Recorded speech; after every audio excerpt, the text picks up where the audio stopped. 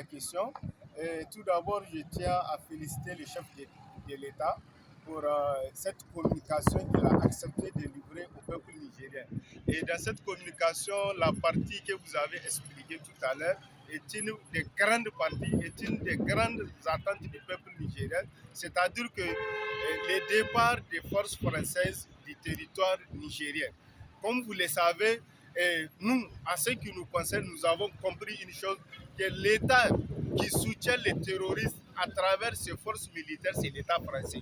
Si aujourd'hui le chef de l'État est sorti de façon officielle, nous a annoncé les départs définitif à partir du 22 décembre, nous disons chapeau au gouvernement du peuple nigérien, chapeau au chef de l'État et chapeau au peuple nigérien qui a décidé de mener ce combat jusqu'au départ du territoire nigérien de forces françaises.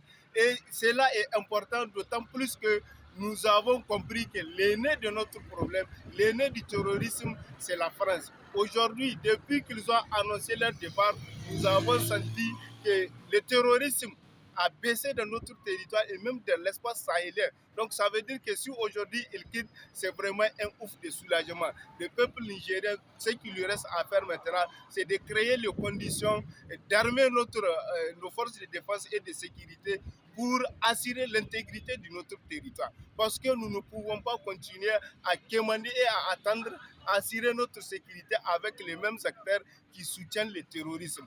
Aujourd'hui, dans notre espace, je crois bien que le terrorisme va prendre fin avec leur départ. Parce que c'est eux qui donnent les moyens, les renseignements aux groupes terroristes qui nous endeuillent auparavant du jour au jour. Mais à partir du 26 juillet, vous avez constaté que le peuple nigérien, ce qu'il lui reste à faire, c'est vraiment d'aller vers la consécration de son indépendance et de sa souveraineté, même sur ce plan militaire. Parce que nous avons compris que nous ne pouvons pas, et comme l'a dit le chef de l'État, éteindre le feu avec de l'essence. Ceux qui soutiennent les terroristes, nous ne pouvons pas combattre les terroristes avec eux. Donc il faut les mettre dehors. Maintenant, ça reste les quelques-uns qui sont là, qui en fonction de leur comportement, d'ailleurs on n'a pas vu leur efficacité, je parle des Américains, qui doivent tirer les leçons de ce qu'on a fait aux Français. S'ils continuent à entretenir la même chose, nous allons continuer à demander leur départ et assurer de façon autonome notre sécurité nous-mêmes et avec les autres partenaires qui respectent notre dignité.